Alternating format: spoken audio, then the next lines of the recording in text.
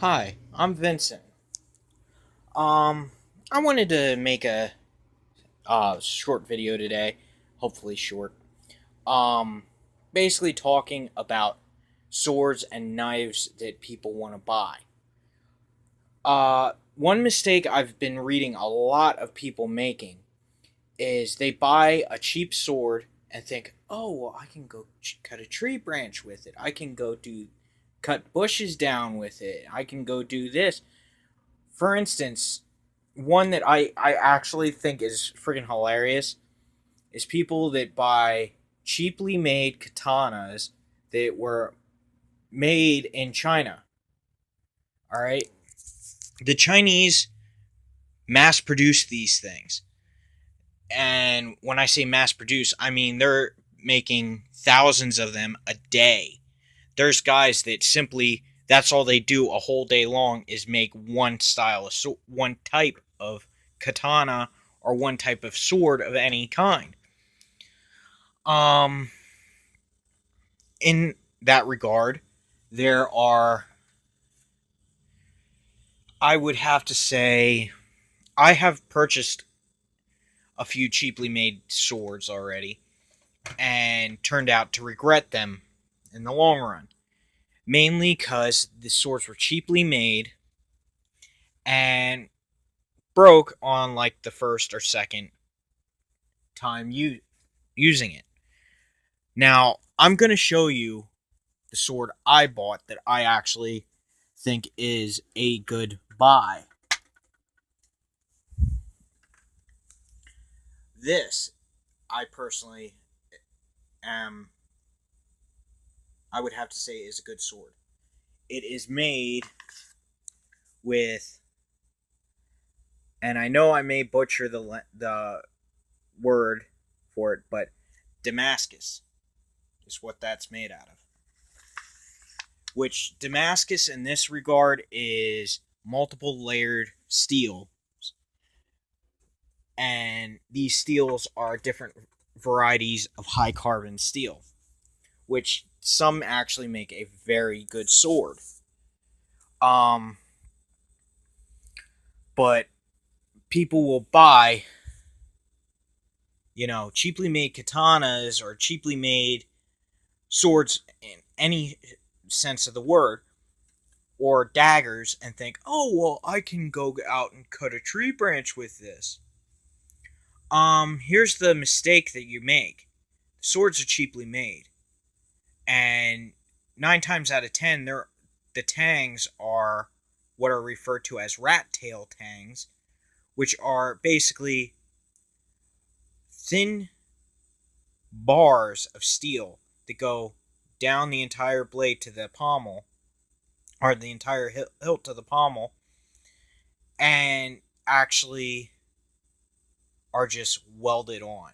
And they're not greatly welded on. I mean, I've dismantled about 3 or 4 swords and seen a really crappy tack weld, which anybody out there who's a welder knows that's a really crappy weld. I mean, all it is it's just a glob of steel that's been melted into place. And again, it's not very well done. Um in that regard, what ends up happening is somebody swings this sword and hits a tree branch or something, and next thing you know, you hear this snap, and you're sitting there going, "Crap! I just broke this sword that I just paid $40 for, and now I can't use it." Well, that is basically, and I will say this, that is basically your own stupid fault. Now, I've bought plenty of swords and plenty of knives. About 90% of the swords I bought are ones that most people could afford. And by that I mean swords that are, up to $80.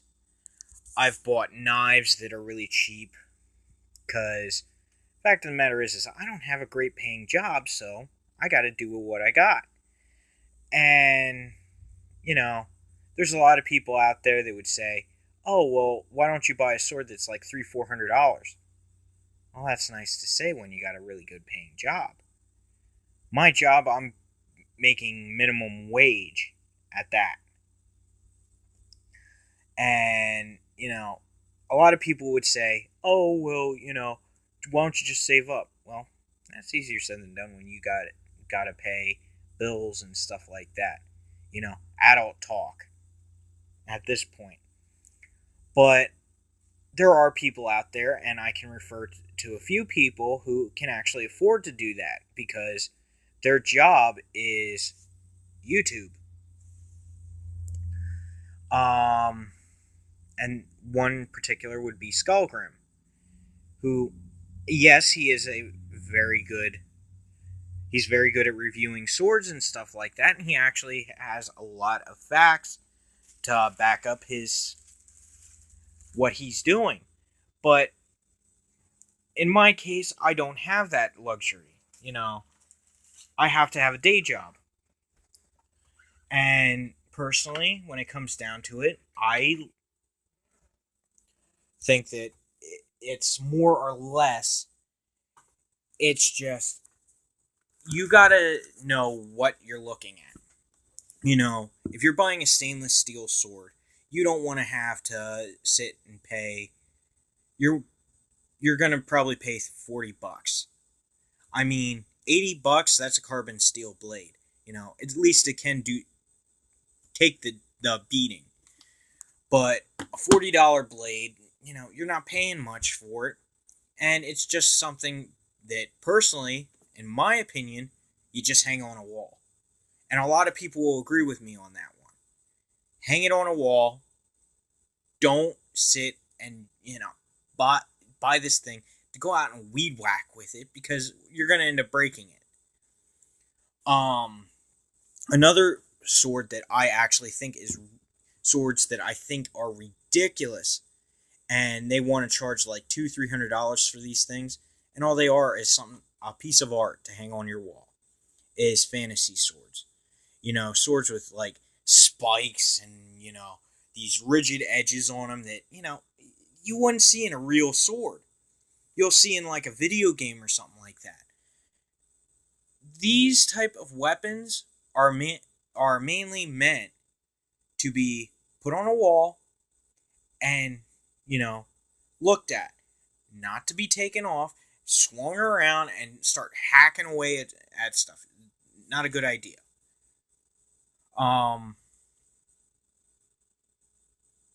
Other than that, another sword that I would say, or knife that I would say is terrible for, weed whacking and stuff like that, is cheaply, and I mean cheaply, made stuff that you can buy at like hardware stores.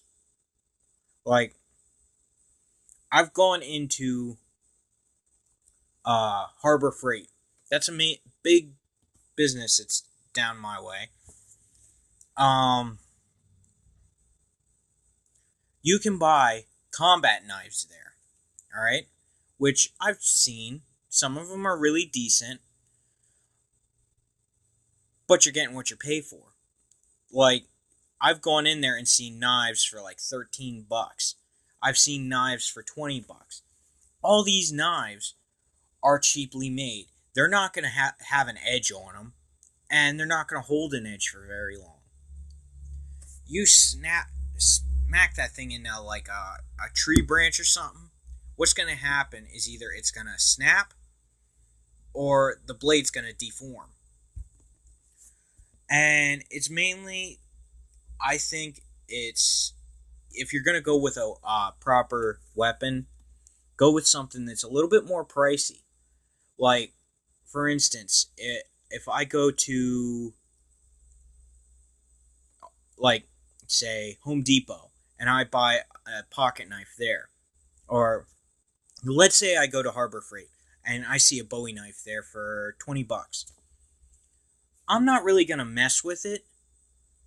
I'll rather go into my one catalog, which I get a lot of, and they sell knives in there. And personally, I would go with something like a Gil Hibbins or, um, granted, this one I will get shit for, but sometimes I will go with a Cold Steel because, yes, they're a little bit more expensive, but the quality is a little bit better than what you would get from, a $5 knife, a $20 knife. I've gone into Home Depot and I bought a 25-piece set of knives. And out of that 25-piece set, I probably only use two knives. The rest of them I just basically sold or threw out because I don't want them. They're junk. I had one snap on me. It literally broke. The handle broke on it because it was cheap plastic. Another one, the handle melted on. Granted, that was my fault because I had it too close to a heat source and it melted the handle and kind of curled the handle up a little bit. Other than that, if you're looking for knives, I'd suggest go with something a little bit more pricey because those are the ones that are going to be the quality. When it comes the best thing that comes to mind when I say that is quality over quantity. If you're going to buy swords or knives, go with something a little bit more expensive. Granted, you won't have the extravagant armory that you probably imagine having, but you'll have good quality swords and knives which are going to be worth something and aren't going to, when you go to try and mess with it, you're not going to break them. That katana that I showed, yes, it's a fully functional weapon. Don't use it very much, but it's a good quality weapon. I paid close to $200 for the thing. Don't ask me any information on it because I don't remember all of it. I bought that years ago.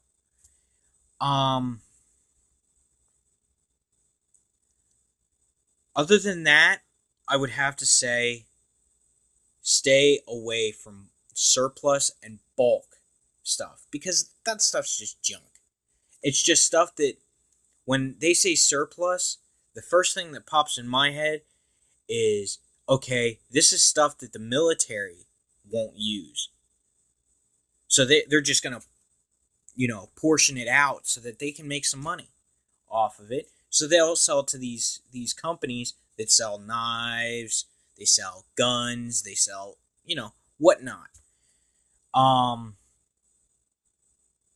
And basically what they will do is they'll turn around and sell it because, hey, they're making a profit off of it. They buy it cheap so they can sell it for a little bit more. I have bought plenty of swords and knives, and eventually I'm going to end up selling some of them. And, they're cheap made stuff. I don't want it. First time collector that's just starting out, yeah, they'll buy it because they don't know what they're looking at.